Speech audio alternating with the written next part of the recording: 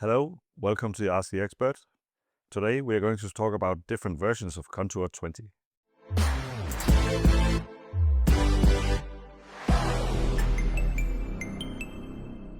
So we were recently at a dealer event in the UK where a Dynaudio user was asking an interesting question. He basically asked if he could upgrade his Contour 20i to the Contour 20 Black Edition. To answer this question, I'm going to go through these two speakers in every single detail. Let's start by talking about what these speakers actually are. So in 2016, we introduced a new version of the Contour line with the curved cabinet and the aluminum front baffle, which completely redefined what the Contour speakers are. 2020, we updated this into a series that became the Contour I series. And one of those was, of course, the Contour 20i. This speaker had updated drivers, updated crossovers, various benefits, but at the same price level as the original version. Contour 20i has a really dense MDF cabinet. It's created out of 18mm MDF sides and a dual 18mm front. And inside this front, we have this aluminum front baffle where the drivers are actually mounted. This front baffle is designed to look like this very slim piece of aluminum, but actually, if you look at it on the side, you can see this is 14mm of solid aluminum. So we have this very dense piece of aluminum that bolted together with the MDF cabinet kind of stops each other's resonances. So you have a very solid, very dense construction. That creates a really good base for the loudspeaker. So once we put in a few really good drivers, you have a fantastic loudspeaker. So with the Contour 20 Black Edition, what we did was actually take a look at that speaker and said, okay, we have this really good cabinet, this really good baffle construction. What could we do if we took away the limits in terms of cost and said, okay, what is the best speaker we can actually do inside this cabinet? So the Contour 20i and the Contour 20 Black Edition look very similar from the front, but actually, if you look at the back side of the cabinet, what you will notice when you compare the two cabinets is the Contour 20i has a smaller hole for the bass port on the back. So for the Contour 20 Black Edition, we start out with the same basic cabinet, but as you can see, the hole for the bass port is much larger. There's a really good reason for that. So this is the bass port for the Contour 20i, and it is basically a traditional tube tuned to a specific frequency that matches the woofer inside that specific cabinet. So the woofer and the cabinet and the port works together in unison to optimize the sound. In comparison, this is the port for the Contour 20 Black Edition. And as you can see, this is a much larger, much more sturdily built port.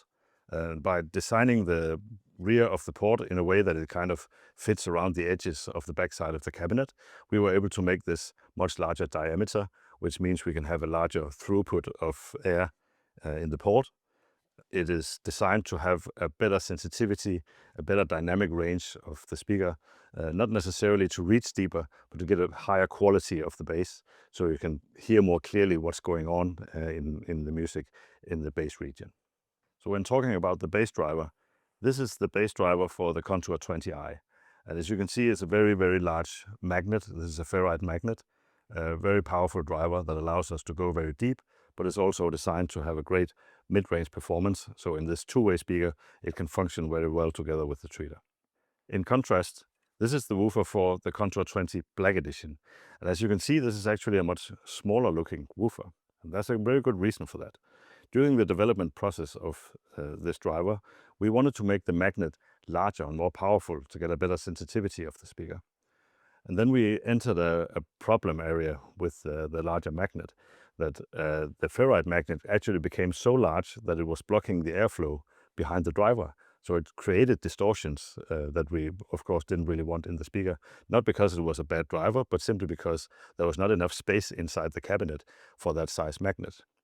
So the solution to that is that we use a neodymium magnet, which is a compact but more powerful magnet, so that we can make a more aerodynamic profile of the woofer, so that when it sits inside the cabinet, it doesn't block the airflow. So that helps both the sensitivity and the dynamics of the driver, but also lowers the distortion. So for the Contour 20i, the tweeter is what we call the Esotar 2i. And this tweeter is actually what we consider our second best tweeter today. This is optimized for giving the best possible performance within a certain price ratio. This tweeter has a very powerful neodymium magnet and has a nice rear chamber. and is designed specifically for the Contour I series. So what do we do to improve on our second best tweeter?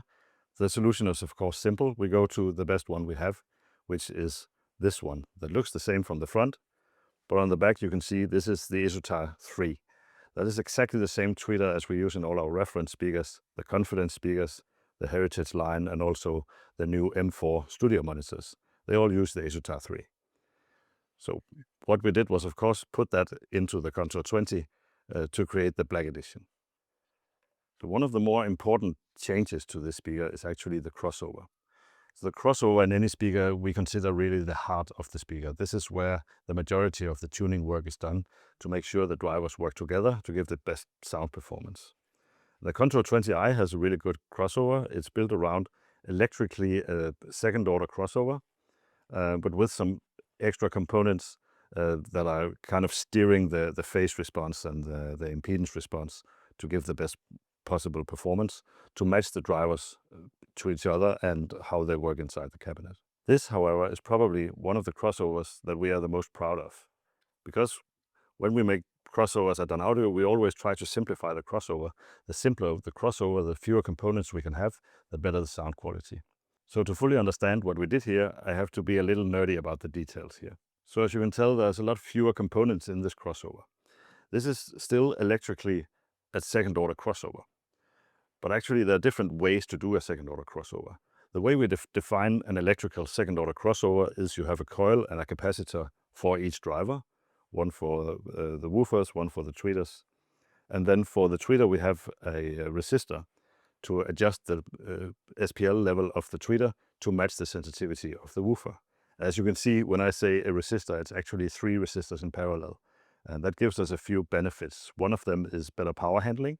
The other is that we can fine-tune the value of the resistor to reach a value that isn't actually available in just one resistor. Because of the quality of these drivers and how well they interact with the cabinet, we could get away without using these compensation filters. So we can create this very simple filter. One of the interesting nerdy details about this is that even though this is a second order filter, both drivers are connected in positive polarity.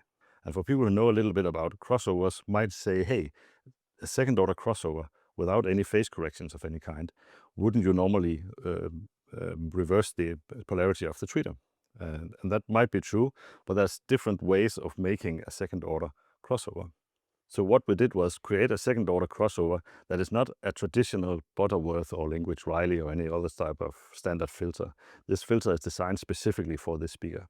When you do a second order crossover, you can put the two filters closer or further away from each other to create different slopes from each driver. And that all affects the total phase response and the off-axis response as well. So by creating essentially 2 first order filters that are combined but further away from each other than normal, we can actually have a slope that is fairly gradual in the beginning of the slope all through the crossover region, and then gradually becomes a higher slope at the end of the slope. And this way we were able to create a crossover that delivers a better phase response and a better off-axis response, but using fewer components, and still have all the drivers in positive polarity, so that if you have an impulse in the signal, all the drivers will move forward at the same time. So the final component that's different is actually the terminal plate. The terminals itself are exactly the same, but as you might be able to tell, on the Black Edition, all the details are black, hence the name Black Edition. So even the terminal plate is of course black instead of the normal dark gray. So the sum of all of these changes is a speaker that has a better sensitivity, better dynamics, lower distortion, and a more clear representation of the sound, especially in the bass region, but actually throughout the whole range. So this is a speaker that has a clearly optimized performance. That all means that it isn't really practical to upgrade from one to the other, because there are just too many things that needs to be updated. So if you already have a speaker and you consider upgrading your cabinet with new parts, the good news is that we will actually support the second-hand business of this. So when you buy a Dynaudio speaker, if you register this speaker on our website, we will give you 8 years warranty on this speaker. Please use this QR code and remember to register your speaker on our website to receive your upgraded warranty.